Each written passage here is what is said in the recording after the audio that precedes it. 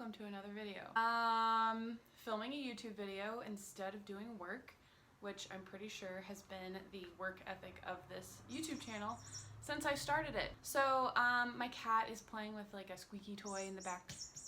Yep, that one. In the background, so that's what that sound is if you end up hearing that. Let's start talking about books instead of making excuses as to why I've not made a video in a while. Great. Okay, so today I wanted to talk about the Mistborn trilogy. This is a trilogy that I originally read back in probably 2013, maybe 2014. So it's been a minute. They've been kicking around on my shelves for literally that long. And excuse the cat, sorry. Buddy, I'm busy. Oh my god. So this series has been sort of a staple of my shelves for years, and I realized that I've never reread it. I've only read it for the first time the one time. So I did a little reread, and I realized that I kind of wanted to make a video about it because it is not what I remembered it being. Unfortunately, it's one of those situations where you experience something for the first time and you're like, wow, that's like the pinnacle of the thing. And then you re-experience it and you're like, ooh, see some flaws, and also maybe it really wasn't that good in the first place. Sorry, but it's true. There will probably be... I'm gonna take the toy away. I'm taking it away from you. You can't.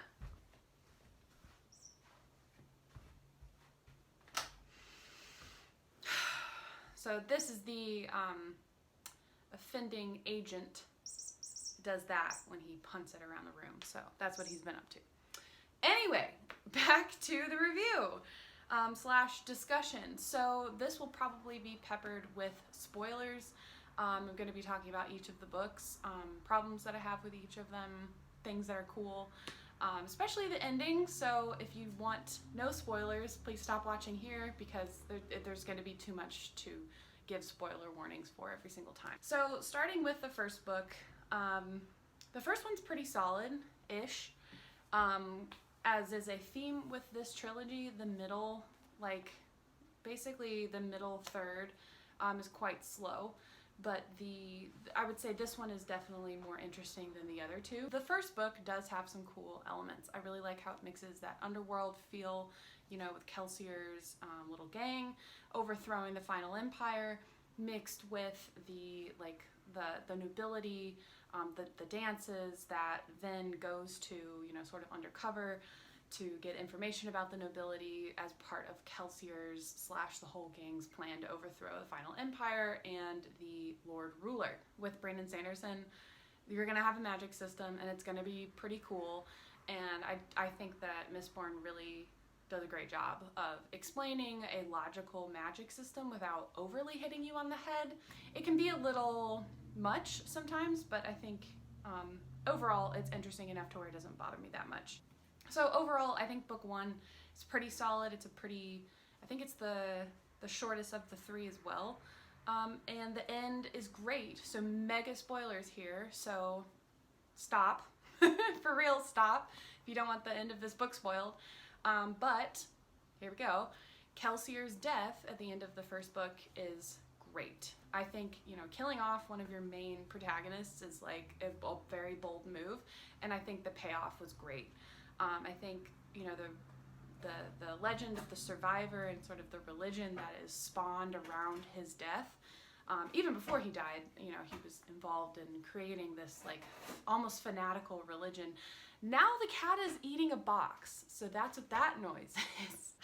All of which is to say, the end of this book made any, you know, meandering bits during the middle worth it. So would recommend. So let's talk about the Well of Ascension. This is the worst one, I think. It drags really heavily, really heavily. I feel like Sanderson didn't really know where to go with this plot.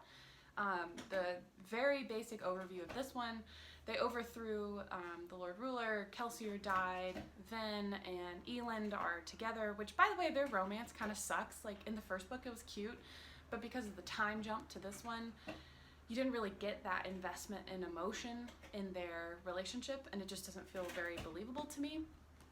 Whatever, it doesn't matter. Many flaws in this book, that's definitely one of them. But then, once they take Luthadel, the city that used to be ruled by, well, everything was ruled by the Lord Ruler, but that's where, you know, the seat of power was, so they're holding this city, and then it sort of comes under siege by two other, like, upstart kings from outer regions of the empire. So, this, like, whole middle section here is nothing but siege, where the unrealistic nature of what a siege would be like is so boring.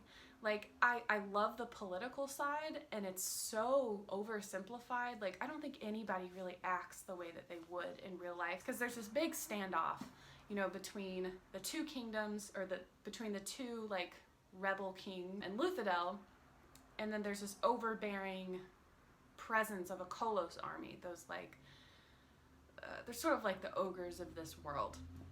And where it really doesn't make a lot of sense is why the siege takes so long, and why nobody makes, like, alliances that would make sense to take Luthadel quickly. Like, nothing really makes a lot of sense.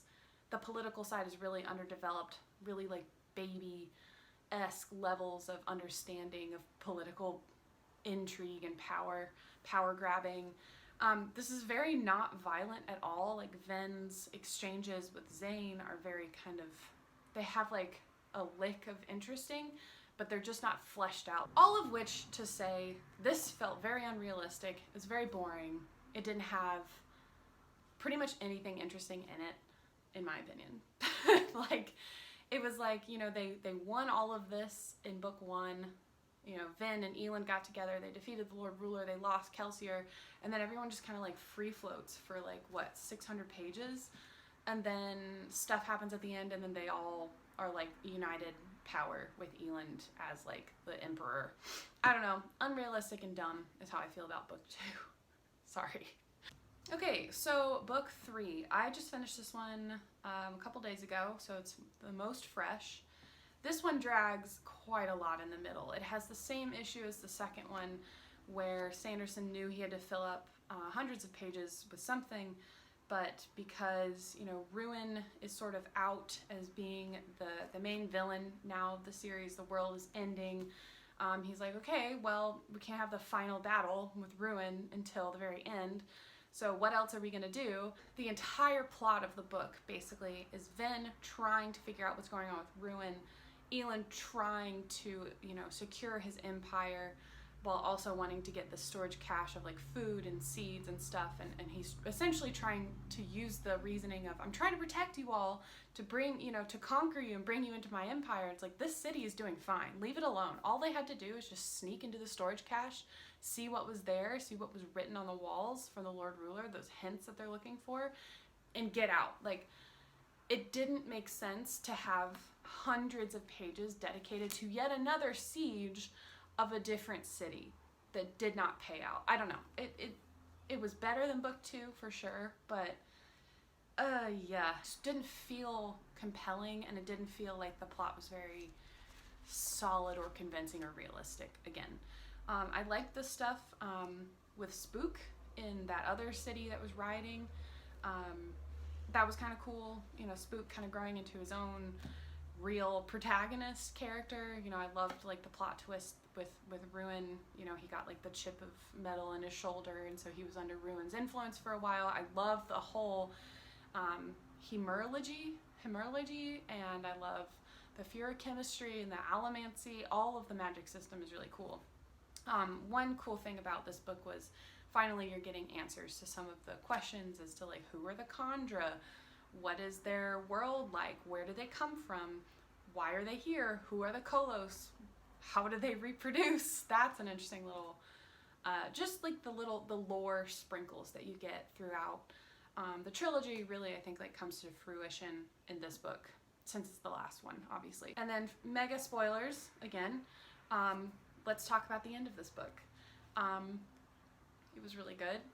Despite being overall kind of disappointed in my reread, I still think this ending is really, really good. I love that Ven and Elend die, and Sazed, who is, like, now the god, he's now, like, preservation, right, I guess, He says, like, I can't figure out how to bring them back, but did kind of leave a little, like, the door open to, I haven't figured out how to bring them back yet. So I don't know if they come back in the next trilogies that Sanderson has made in this world, just in the future. But I thought it was a really kind of nice, neat ending that Vin and Elend did end up sacrificing themselves to, you know, save their world from total ruin. So that was cool. I liked it. It had that emotional twist to it that I really like that. I would still recommend the trilogy to people, but I wouldn't necessarily say it's like a flagship fantasy trilogy that is like a must read. I used to treat it as that. I used to think it was like the perfect fantasy trilogy, at least in my mind, from like 2013, 2014. I was like, it was perfect. It was beautiful. Tragic ending. I love a tragic ending, by the way. But it's okay if you haven't read it. It's a fun, kind of mindless popcorn fantasy. Okay, that's pretty much everything. Please let me know if you've read Mistborn, any of them, in the comments. Let me know if you've read the future, the ones that have been set in the future. I've read one of them with Wax and Wayne. Is that like the two names of the characters? I didn't really like it that much even years ago, so I actually have given that book away. So I've not read any of the rest of them, but I've heard there's supposed to be 3 trilogies for Mistborn. So let me know if you've read them. Tell me, please give me some book recommendations. I've not asked for recommendations in a long time. You know, you guys always pull up something that I've never heard of, and I definitely would like to read some more and get some new content out to you. So that's everything I have for you today. It's going to be very fun for me to edit. Can't wait for that. And I hope you have good days, good weeks, good months. Hopefully your year is going good so far. And I will see you in the next one. Bye! What if I stood up? Is that weird? Is that weird? I feel like that's weird. Yeah, it's definitely weird.